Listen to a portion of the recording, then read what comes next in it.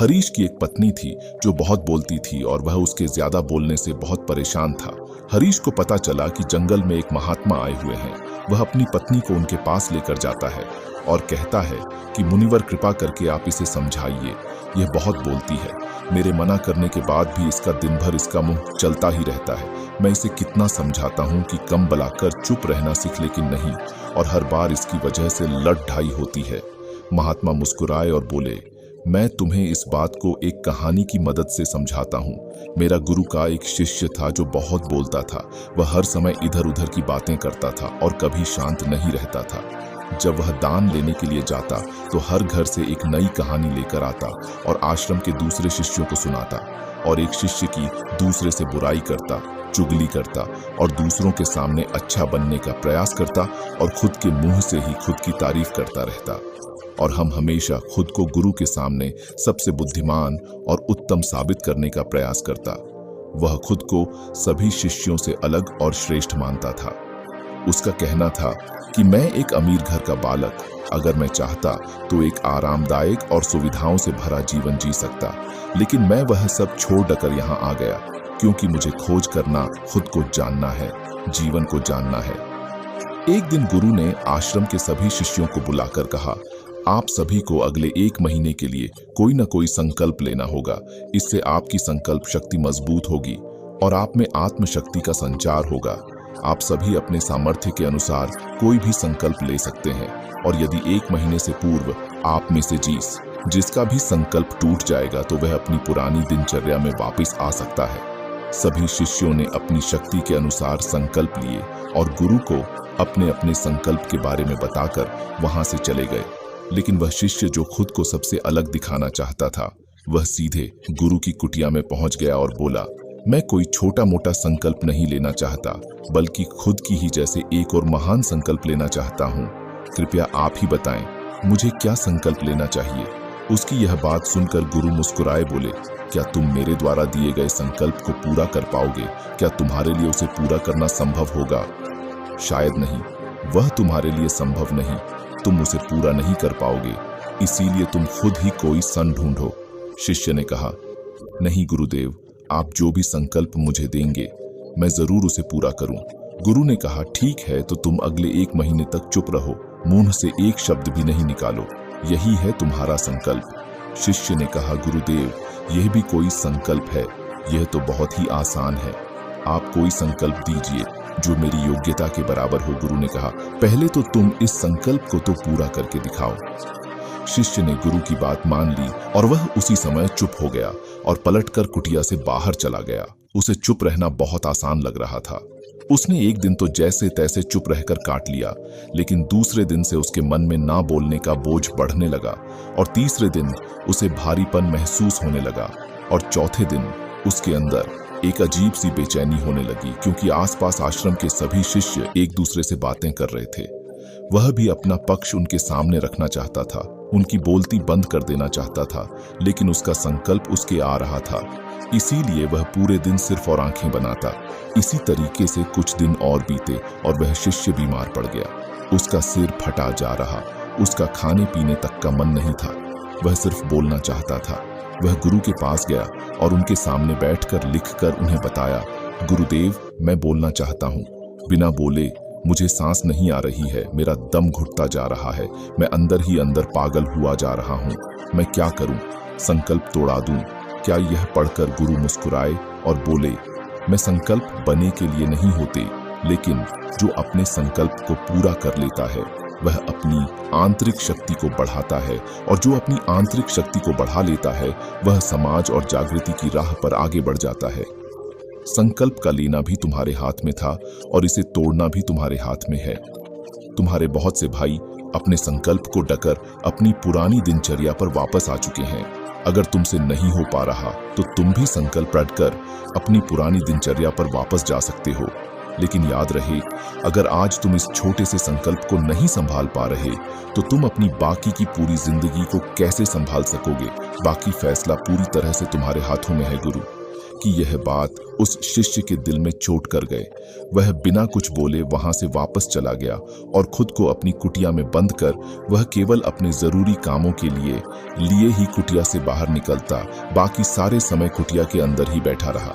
15 दिन बीत चुके थे और आश्रम के लगभग सभी शिष्यों का संकल्प अब तक टूट चुका था, लेकिन उसका संकल्प अभी भी जारी था। संकल्प लेने के बाद से अब तक उसने एक शब्द भी नहीं बोला। सारा आश्रम हैरान था कि इतना बोलने वाला इंसान चुप कैसे हो। 15 दिन बीतने के बाद वह दोबारा अपने गुरु के पास गया और लिख कर बताया, है गुरुदेव, मैं बाहर से तो चुप हूं, लेकिन मेरे भीतर बहुत बसी आवाजें हैं, बहुत सी चीख पुकार और शिकायतें हैं। मैं अंदर ही अंदर बात करता रहता हूं। मेरा मन तरह तरह के प्रश्न पूछता है। मैं बाहर से जितना मोर, भीतर से उतने ही शोर शराबे से भरा। क्या इस तरह से मेरा संकल्प अभी भी है? गुरु ने कहा, हाँ, तुम्हारा संकल्प अभी भी जारी है, लेकिन जब तक लोगों की यह आवाजें तुम्हारे कानों में उतरी रहीं, तुम्हारा मन बोलता रहेगा, क्योंकि इसे तो आदत है। तुम भले ही बाहर से चुप रहो, लेकिन तुम अंदर ही अंदर बोलते रहोगे। तुम्हें इन बातों से, इन आवाजों से दूर जाना चाहिए। शिष्य गुरु को प्रणाम कर वहां से चला जाता है और सुबह होते ही अपनी कुटिया छो जंगल की तरफ चला जाता है। कई दिन बीत जाते, संकल्प का समय भी पूरा हो जाता है, लेकिन शिष्य लौट कर नहीं आया। आश्रम में सभी को डर था कि कहीं जंगली जानवर ने उसे खाना लिया हो। इस बीच उसे ढूंढने की बहुत कोशिश की गई, लेकिन वह कहीं नहीं मिला। गुरु भाइयों ने मान लिया था कि जंगली जानवरों ने उसे अपना शिकार बना लिया है, लेकिन गुरु को ऐसा नहीं लगता। एक दिन आश्रम का एक अन्य शिष्य गुरु के पास आया और बोला, गुरुदेव, हमारे उस अधिक बोलने वाले भाई के साथ क्या हुआ होगा? क्या जानवर ने उसे मार दिया होगा? गुरु ने कहा, हो सकता है कि जानवरों ने उसे अपना शिकार बना लिया हो, लेकिन उसके ना लौटने की एक दूसरी वजह भी हो सकती है। शायद उसे वह मिल गया है जिसके लिए वह गया था। फिर शिष्य ने पूछा, गुरुदेव, क्या ज्यादा बोलना इतना हानिकारक होता है? गुरु ने बोला, कहाँ इंसान के जीवन के बहुत सारे दुखों में से एक दुख यह भी है कि वह कभी चुप नहीं रह सकता, हमेशा कुछ ना कुछ बोलता ही रहता है। सिर्फ हमारे बोलने के कारण हमारे आधे से ज्यादा दुख पैदा होते हैं। हम में से कोई भी चुप नहीं रहना चाहता, हम बस सामने वाले को सुना देना चाहते हैं। जो भी हमारे मन में है सब निकाल कर उसके मन में बैठा देना चाहते हैं, उसे समझा देना चाहते हैं कि देख, तू गलत है और मैं सही। इस तरीके से सुनने और सुनाने का यह काम जिंदगी भर चलता रहता है, लेकिन इस नासमझी में हम अपना समय, अपना जीवन, अपनी समझ और सबसे महत्वपूर्ण अवकीमती पल जो जिए जा सकते हैं, जिनको अनुभव किया जा सकता है, जिनमें आनंद को प्राप्त किया जा सकता है, यह सब खो देते हैं। लेकिन इसके बदले हमें मिलता क्या है? कुछ नहीं, सब व्यर्थ और बर्बाद हो जाता है। शिष्य ने पूछा, तो फिर इसका समाधान क्या है? गुरु ने कहा, पूरी जागरूकता के साथ अपने विचारों को देखना, यही एकमात्र तरीका है। सारी मानसिक समस्याओं का वर्तमान में रहकर चिंतन करना, पूरी जागरूकता के साथ अपना काम करना जिंदगी में चमत्कारिक बदलाव ला देता है। उसके बाद वह शिष्य गुरु से अपने प्रश्नों का उत्तर पाकर उनको प्रणाम करके वहां से चला गया। उस शिष्य को आश्रम छोड़ ढक गए। न महीने का समय बीत चुका था, लेकिन उसकी कोई खबर नहीं। अब तक तो सभी गुरु भाइयों ने भी उसके वापस लौटने की उम्मीद छोड़ी, लेकिन एक दिन वह आश्रम लौट आता है। लेकिन अब वह नहीं था जो यहाँ से गया था, वह कुछ और ही बनकर वापस आया था।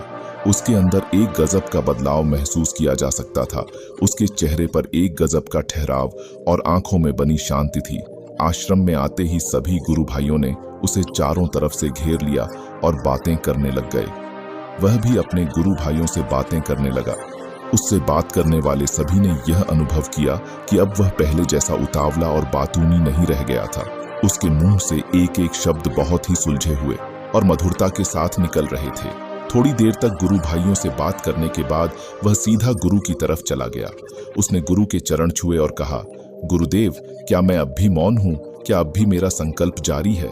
गुरु ने कुछ देर तक शिष्य की आंखों में बड़े ध्यान से देखा और कहा, हाँ, तुम अब भी मौन हो। तुम्हारे मुंह से एक भी शब्द निकल नहीं रहा और तुम्हारा संकल्प अभी भी जारी है। शिष्य ने कहा, गुरुदेव, जब मैं आश्रम से गया तो मैं मुंह से तो चुप था, लेकिन मेरे अंदर बहुत सी आवाजें थीं, मन में बहुत से प्रश्न थे और वह बंद नहीं हो रहे थे। तो मैं जंगल में चला गया इस उम्मीद से कि वहां मुझे शांति मिलेगी और मेरे मन की बकबक कम हो जाएगी। लेकिन मैं जितना एकांत में जाता गया, मेरे अंदर की आवाज उतनी ही तेज होती गई। मेरे भीतर की पुरानी से पुरानी आवाज मुझे सुनाई देने लगी। तब जाकर मैंने महसूस किया कि मैं कितना गलत कर रहा था। जब मैं अपने परिवार वालों, दोस्तों को और गुरु भाइयों को बुरा भला कहता था, तो उस समय मुझे लगता था कि मैं सही कह रहा हूँ। जब मैं गुरु भाइयों की एक दूसरे से चुगली करता था और उनका मजाक बनाता, तब भी मुझे यही लगता था कि मैं उनसे बेहतर हूँ और मैं सही कर रहा हूँ।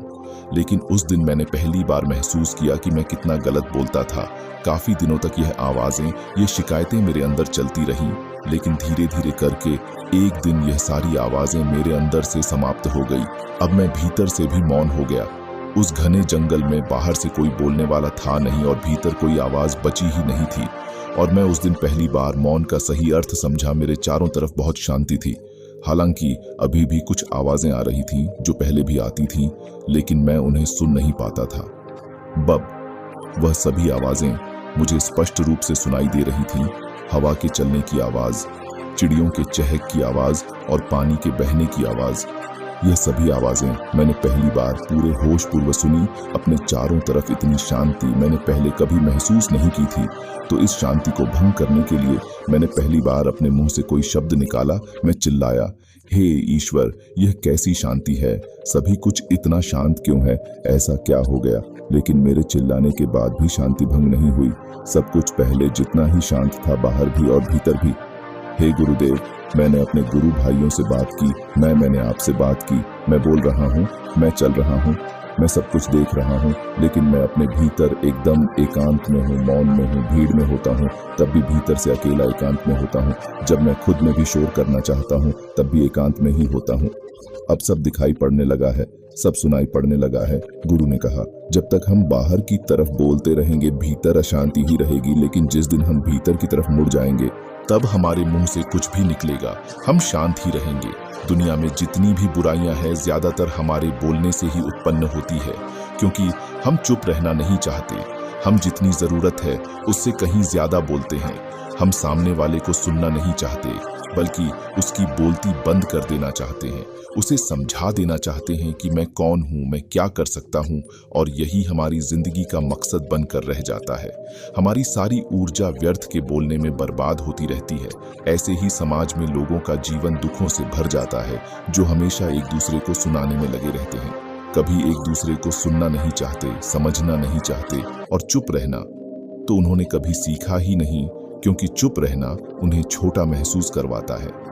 दुनिया की सभी लड़ाइयां का कारण हमारा बोलना ही है, इसलिए हमें सिर्फ उतना ही बोलना चाहिए जितना जरूरी हो, क्योंकि व्यर्थ का बोलना ऊर्जा को नष्ट करना है, और यह बोलना ही हमें कभी अपने भीतर की ओर लौटने नहीं देता, क्योंकि यह हमें बाहर की ओर खींच कर रखता है। और बाहर है ही क्या इस संसार के अलावा, लेकिन अगर अपने भीतर के संसार की ओर मोड़ना है तो इस मुंह को बंद ही रखना चाहिए। इसीलिए जितने भी बुद्ध हुए, आत्मज्ञानी हुए, वह सभी एकांत की ओर भागे, ताकि उन्हें ज्यादा ना बोलना पड़े, ज्यादा सुनना ना पड़े। वह एकांत में रहे और शांत रहे, इसीलिए आसानी से भीतर की यात्रा कर पाए। लेकिन अगर कोई चाहे तो इस संसार में रहकर भी एकांत में रह सकता है, शांत रह सकता है, लेकिन इसके लिए उन्हें अपनी ऊर्जा बचानी होगी, जिसे वह अब तक अपने व्यर्थ के शब्दों में बर्बाद कर रहे थे। दोस्तों, इस कहानी की सीख यही है कि व्यर्थ का बोलना ऊर्जा को नष्ट करना है। ज्यादा और व्यर्थ बोलना ही हमें अपने भीतर की ओर लौटने नहीं देता, क्योंकि यह हमें बाहर की ओर झुकाए रखता है। और जिन्हें भीतर की यात्रा करनी है, उन्हें अपने मुंह को बंद ही रखना चाहिए। मुझे उम्मीद है कि आपको यह कहानी पसंद आई होगी और काफी कुछ सीखने को मिला होगा। कहानी के बारे में अपने विचार आप हमें नीचे कमेंट बॉक्स में कमेंट करके बता सकते हैं। बाकी अगर ये कहानी आपको अच्छी लगी हो तो इस वीडियो को लाइक करें और ऐसी और कहानी सुनने के लिए माइंडफुल बुद्धा चैनल को सब्सक्राइब करें।